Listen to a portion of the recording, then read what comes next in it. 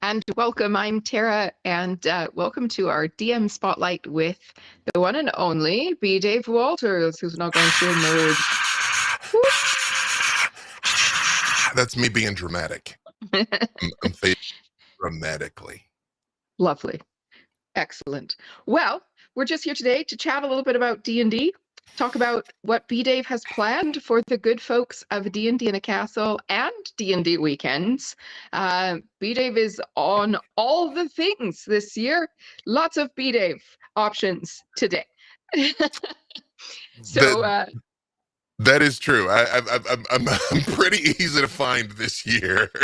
Yeah, I think between the game, the sessions, and also the Gen Con games, I think it's what, like nine rounds or something like that. So yeah. Yeah, and yet easy to find, and yet sold out in a lot of places. So multiple sold out rounds. You are coming in this weekend to a D&D Weekends event that's fully sold out. It was fully sold out pretty quickly. After that, you've got your Gen Con games, which I have to check to know if they're sold out, but I think they're close. If not, they are sold out too. Sold out the first day. There you go. And then we go into the D&D in a Castle USA for the first time, doing D&D in a Castle on American soil. So the first round of that was sold out also pretty quickly. And so we've just last week announced that you will be here for another round of D&D in a Castle in August. So if you missed out, this is your chance. Do jump on it because B-Dave is very popular. And then there's another 2 rounds of D&D in a Castle and another D&D Weekends event. Yes. Woo!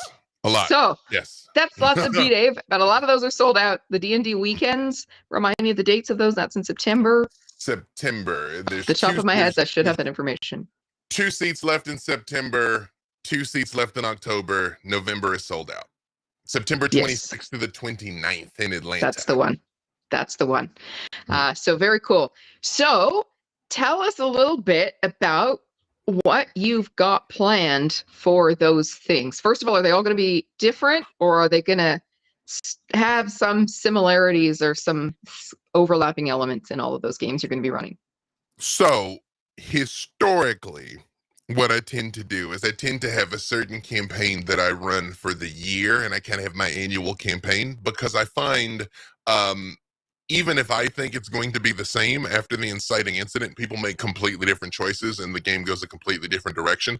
I'm intending to test something this weekend with the Lake House game where, pending some of the choices that they make, I think I might set subsequent games after this one. But again, my niche is level 20, high stakes. You got to save the whole universe. Like literally, this time, all the realms, all the planes, everywhere you have to save. So it's hard to get much higher stakes than that. I don't want to say anything because it's a spoiler, but it's you can get some Ravenloft, can get some Planescape, can get some Spelljammer. So it's a lot. Cool. Have you done the D&D weekends before at the lake, or is this your first one that's coming up? I've done it twice already. This will be number 3. In fact, I was the second right after Mark Meir to get in there. Right. So like Mark and I are always neck and neck for like who can do the most of these things. He's slightly ahead of me because he did some during the pandemic that I couldn't make. So I would say I have to catch up to him, but I'll never catch him because now we're in parallel. So yeah. He was just there this past weekend. I was going to say, you guys are back to back there. And I would be remiss if I didn't point out that my good friend Jason Carl is doing Lake House also in September, I think. Also sold out. Oh, his Lake House is sold out? His Lake House is sold out too. Well, there you go. But D&D weekend's popular. His is November 21st to the 24th, but his is sold out. So here's the thing. I love Jason dearly. He is a very good friend. He is not the social media butterfly that I am. So I have to perform my hype man services for his sake. I see. Well, yeah, Jason is awesome. He does have a couple of seats at D&D in a Castle in the fall. One of his tables is fully full, and there's a couple of seats in the other one because he's doing back-to-back rounds in the fall. I think we're the exact opposite. I think I have 2 seats in October and he's sold out, and then he has 2 seats in November and I'm sold out, I think. So there you go. You could come to either. You could come to both. You Come know, to both. Oh my God. B Dave one week, Jason Carl another week. I mean, that's kind of gonna, like, that ticks every box. I don't know. just saying. That's the ultimate vacation. I don't think you're ever gonna top that. There it So is. tell me the difference in your experience No. of doing D&D weekends versus doing D&D in a castle. You know, I was actually just talking to Mike about this a little earlier today. I'd say that there's two things. The weekend is a little shorter because you basically have two proper gaming days and sort of a session zero-ish thing. Because we get together on a Thursday, we play that Thursday. How long we play that Thursday kind of depends on what time everybody gets there, how worn out they are from travel, you know, the sort of act of God thing. And then we go all day Friday and all day Saturday. And usually by Sunday morning, it's more kind of like getting ready to say goodbye. So it's slightly less overall table time than the castle. But it is a far more intimate experience at the castle. We spend way more time hanging out, talking to each other. If it's the type of thing where you want actual FaceTime with me to talk about things like streaming or gaming or just relax and raise a cup together, that kind of happens every night at the lake house. Some people go, it's a beautiful lake house. It is literally sitting on a lake. So every time some people decide to go to bed, some people go pretty hard. The last one I was at, everyone there were a gaming group that had met during the pandemic but had never met in person. Oh, cool. So they, of course, were, you know, very much happy to be together and stayed up into the wee hours. They went harder than I did. So that's the number one thing. It is a more intimate experience, more relaxing experience, I think, especially if maybe you get overwhelmed by crowds or large groups or anything like that. The castle's very nice because it's super chill, or the lake house rather is very nice because it's super chill. The castle, on the other hand, well, and also let's call a spade a spade. The lake house is in the United States. The ticket price is a little less. The travel's a little less. All of it's just going to be a little less if there's a budgetary constraint. You know, I know how it is in the year 2024. The castle, on the other hand, is the spectacle. It is a proper castle with proper castle ghosts in it and proper English staff. And it is a full-scale immersive luxury vacation where there is more time at the table. There's 3 full days of playing, which works out to, I don't know, 4 to 6 hours more. You know, we'll say 20, 25% more time at the table. And then you have the banquets and you have a ball and you have more people. And it is more about interacting with your fellow participants, your fellow guests, and usually less about interacting with the DM. Me being me, I tend to still at least have a cocktail once or twice with the people, but usually it's kind of the thing where you play and then the DMs kind of vanish and you sort of interact with each other and kind of enjoy the grounds. So it's a bit of a larger scale experience at the castle. But in Yeah, terms of, I'd say no, the please. castle feels more like a community, whereas the lake house it's about your game, it's about the DM, it's about your adventuring party. But when you're at the castle, you're part of a community, and you really get to feel just immersed in a whole world. And yeah, it's really the dream. Being at the castle, it's just bigger, it's more, it's longer, you get to forget reality completely at the castle. It's a total escape. I mean, that's what D&D is, right? It's an escape in a way. Absolutely. It's lots of things. One of them, I think, is an escape. And so the castle, I think, is the escape. So, yeah. So you said there's going to be a little bit of Ravenloft. There might be multiple settings. You're going to give us any more? No, No. I'm being vague. No, definitely multiple settings. Definitely the fate of all reality is in your hands. I think if you're familiar with me in my work, it's funny because one of the mistakes I made is I had kind of my castle campaign that I would run, and then I ran something similar for a charity game. and then people started figuring out what I was up to because I like to be tricky. So that's why I had to retire that campaign. A lot of my things always level 20. Always high stakes, high emotion is kind of my thing. And it's funny because I was just talking to Tara and Justin, who is not, his face is not here, but his spirit is here. And by his spirit is here, I mean he's literally on this call. I was talking to him about, people say like, ooh, level 20 is so lethal, it's so much harder. And I'm like, no, it's not actually. The game is at its most lethal from levels 1 to 3. When you have 10 hit points in one spell, and a goblin with an axe can crit and kill you and your friends can't do anything about it. That's when the game's at its most lethal. At level 20, it's really hard to die and stay dead at level 20 in D&D. So the game then becomes more about not what can you do, because you kind of can do anything, especially if you're a wizard. You literally can do anything, but you kind of can do anything. It becomes more about what will you do? You know, how will you apply this power that you've got? What choices are you going to make? What sacrifices are you going to make in the course of what it takes? Are you going to jump in front of your friend and take the disintegrate that was meant for them? That kind of thing is what it is. And I'm always looking for opportunities at the table, whatever level, but especially at the higher level, to make people feel like rock stars and feel like heroes and feel like the things they do matter. And when all of reality is hanging in the balance, believe me, you will know that what you do matters. So what do you think? I'm going to ask you a question.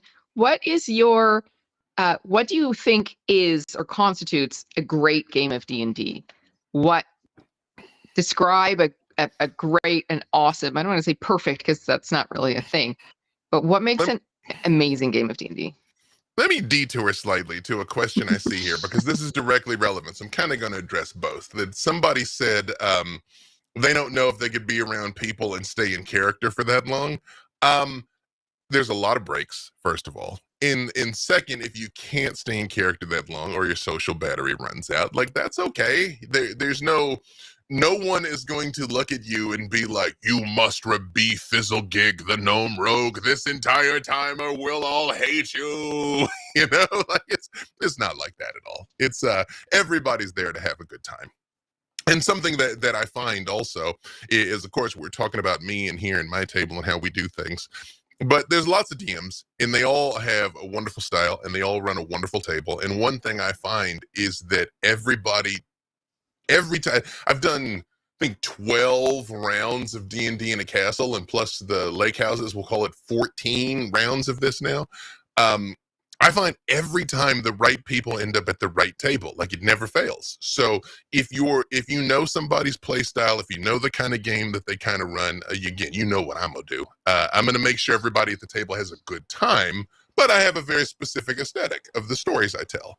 If you know someone else has a sort of aesthetic that you like, play at their table, you know, and then you're more likely to make sure you have the kind of experience that you want. I mean, we're all there to tend to our people, but like, off the top of my head, Elisa Teague does a lot with minis and miniatures. She also does a lot with puzzles. That's her thing.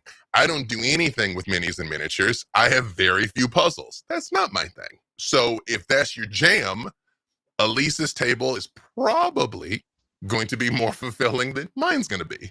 If you like really intricate setups and sculptures, or if you have like a what is it, aphantasia, where you have trouble with a theater of the mind type thing, my table might be less of the proper place for you, right? So I'd say play it by ear, but don't let the fact that you're like, I don't know if I could kind of keep up for that time, be a hindrance. I assure you that you can. It goes so fast. Yeah, it goes so fast. Yeah, that's, yes. You know, like the time, you don't feel it. You don't feel it. You're just laughing and having fun, and then you're just like, when can we get back to the table? When do we play D&D again? We're here to play D&D. Let's play some D&D. One of the things that I tell everybody is it is going to go so much faster than you think. Like you are going to blink and it is going to be time to go home. Like I give people little touchstones all the way down. I'm like, we're halfway done. This is halfway it. Make sure you take the time to sort of take a deep breath and walk around and take in the grounds, because it is going to blaze past. Now, you said what is the perfect game of D&D, or perfect game Or of D&D? great. Yeah, or great. To me, the thing that sets TTRPGs aside from video games is the fact that you have infinite options in a TTRPG. And of course, Right. Infinite. In that no matter how good the sandbox of a video game gets, you can't say, well, I'm in the starting town. I want to marry the baker's daughter and settle down and live in the starting town. And that's what I want to do. Or I want to I realize the evil wizard's making a lot of sense. I want to join the evil wizard. The emperor's here. I'll be the next Dark Lord of the Sith. Sign me up.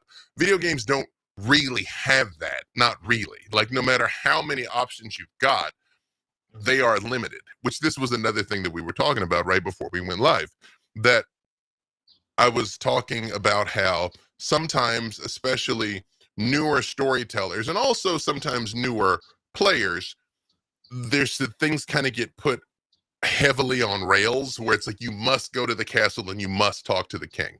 And sometimes players catch on to that and they become obstinate and they were like, I will do anything but go to the castle and talk to the king. Whereas as long as everybody at the table is having a good time, it's fine if they spend the entire time interacting with your adorable old man that is selling loaves of bread in the market square, if that's the game the players at the table want to play. So for me, the thing that makes a good game of D&D is everyone gets a chance to feel like their contribution matters. The fact that they're there at the table is important. That the things that their characters do and that their characters don't do have a meaningful impact on both the session and on the world. Like, the spotlight should fall on everybody at some point and you get to feel like a rock star. And that may be, if you have a very talky character, you talk your way out of a tough situation. If you have a very sneaky assassin rogue, maybe they manage to sneak up and eliminate the general before the fight even starts, type thing. But everybody getting a time where they get to feel like, yeah, I did it. That's the most important thing of what I think makes a really great game. And that can look 100 ways. At a low-level game, that could be you successfully rescue a direwolf pup from a rapidly rising creek, or you stare down Tiamat single-handedly. It can come in a lot of different ways, but getting that feeling inside, that's what makes a great game. And if you've heard me say I judge my effectiveness and how quickly I can make someone cry, and that is true. It is not just that your tears strengthen me, although they do. It is because that means that human being is feeling something real and genuine. Because as a DM, your job is to elicit an emotional response. It doesn't matter what the emotional response is. It can be shaking your head yes, shaking your head no. It can be laughing. It can be crying. It can be terror. It can be like, oh no, this is all so horrible. But as long as a human being is feeling something, because what I think is the greatest strength, not just of D&D, but specifically D&D in a castle, is our minds don't know the difference between something that is real and something that is vividly imagined. Obviously, I won't say anything, too overt here, but you can visualize certain fantasies in your mind and your body will physiologically respond because your mind doesn't know the difference. So in every way that really matters, when you go on this adventure and you slay the dragon with your friends, in your mind, that's real. You did that. You and this group went and did something heroic. And that is what is going to live with you beyond going to a football match or a sporting event or a concert. Like, those things are experiential, but they're not as experiential as like I did that. Mhm. And that's why you have lasting bonds that form. I have people that met at my tables at these events that are real friends now, that continued playing together afterwards. If they live near each other, they like hang out and go and do things because in a real meaningful way, you went there and back again together. Yeah. So that making it real for people, and that reality being people's emotional connection to the story, or response to the story being real, whether they're, and I think that the castle actually contributes to that, because Mhm, because there's no interruptions, there's mhm, no intrusion of obligation, there's nothing to remove you from that experience. That experience can just dominate your life the entire time that you're there, and there's no reason for it not to. mhm. There's no competing, pulling you away, you know, responsibilities of adulthood. For example, you don't Yep, have to cook, you don't have to clean, yep. you The don't baby's have to not do any of crying. the Yep. things. Nobody's crying. No one Mhm, has to go home because the babysitter canceled. Like all the mhm. things, you are just in there, and the amount of time that you get to be in there.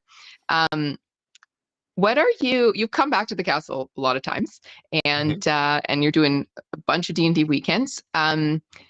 What is it that draws you back as a DM to those events?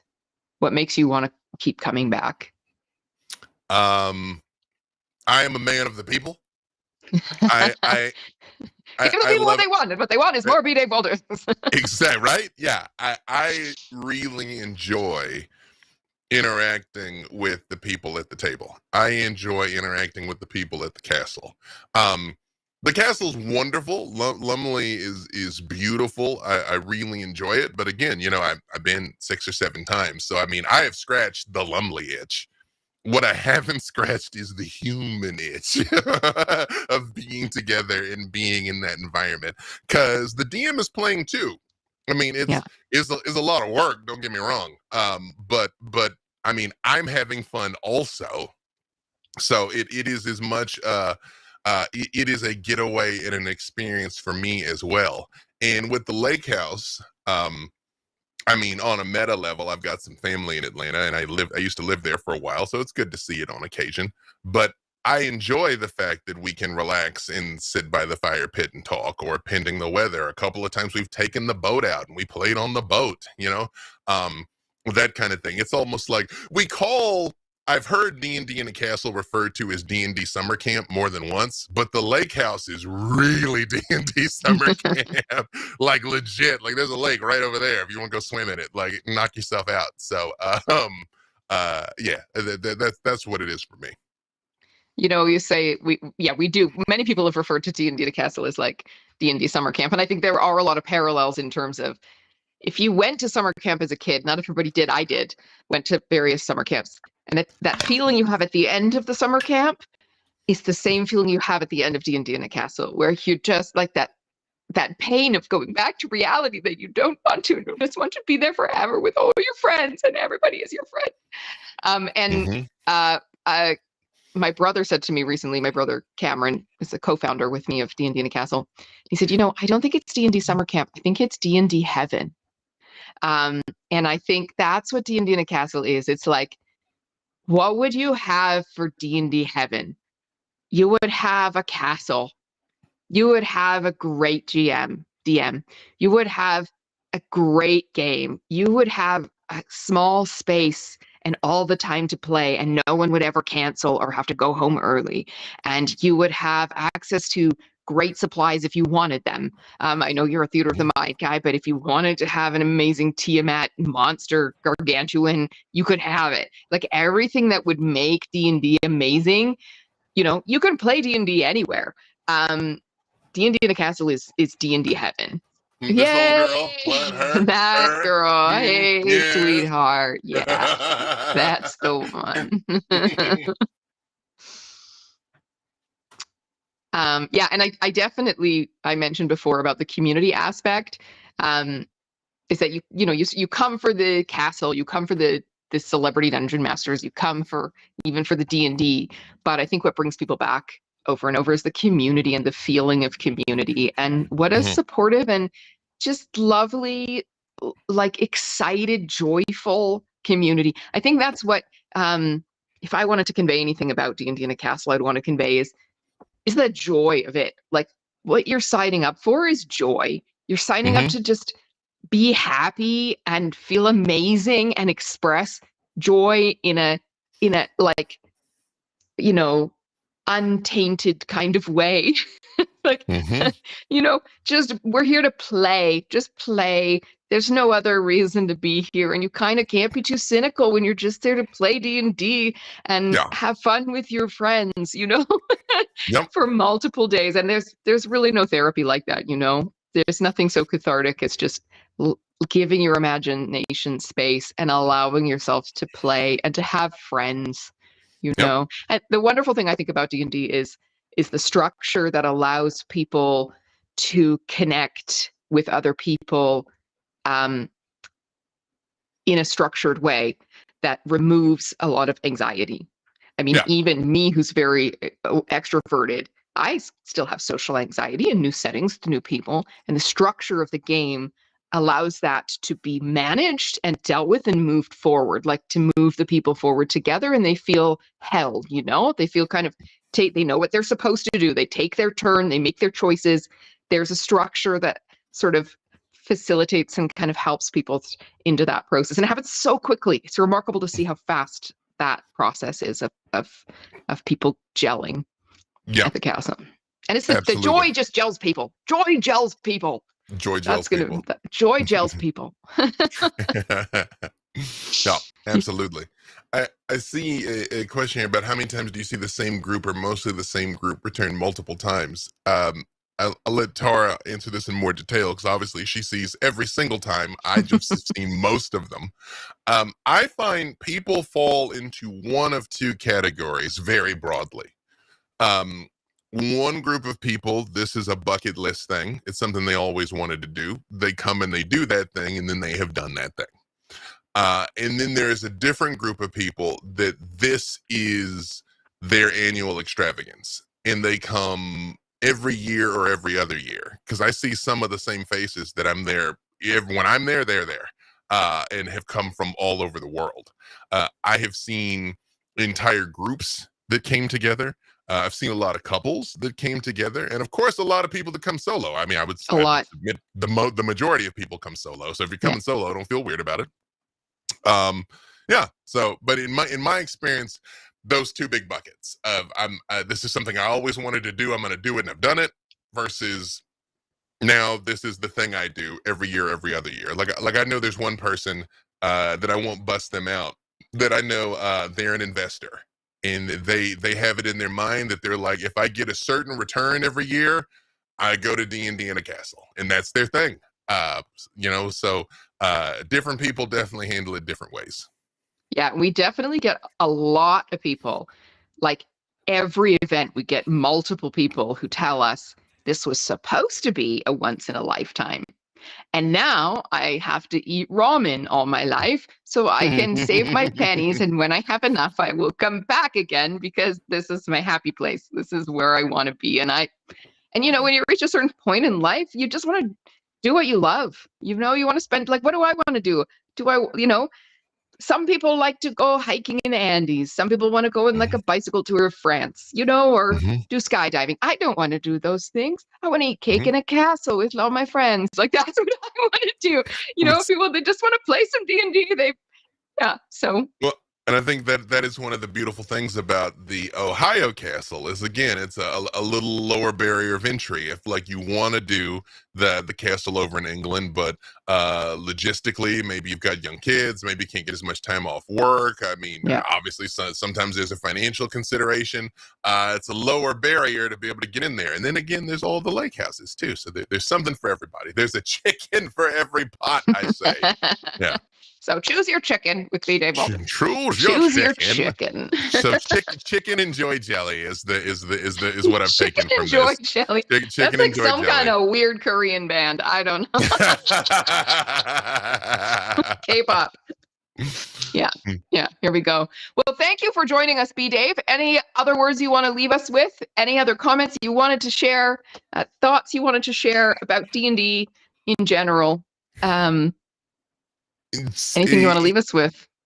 I would say that I think D&D is the greatest game in the world. I've been playing for over 30 years because I'm way older than I look. I never thought it would take me to the places that it's taken me, which has been amazing and been a blessing. I would say that if you have the ability to come to one of these events, do it. If you're thinking about it, if you're not sure, do it. You will not regret it. I'm telling you, it is a one of a kind experience. It is the closest thing in life that we get to actually getting to explore dungeons and actually getting to slay dragons and actually go on adventures with your friends. So again, there's spots at my tables in August in Ohio, in September in Atlanta, and in October in England. But like I said, there are a lot of incredible storytellers doing a lot of amazing things at tables all over the place. So if you're thinking about it, definitely do it. And looking forward to seeing you. Amazing. Yeah. And if you head on to dndinthecastle.com, there is a chat function there, and there are real people behind the chat function if you have questions, which I'm sure you do, about committing to this experience. And we'd love to answer all of your questions. No obligations. You can even schedule a call with us and we'll call you and talk to you about it.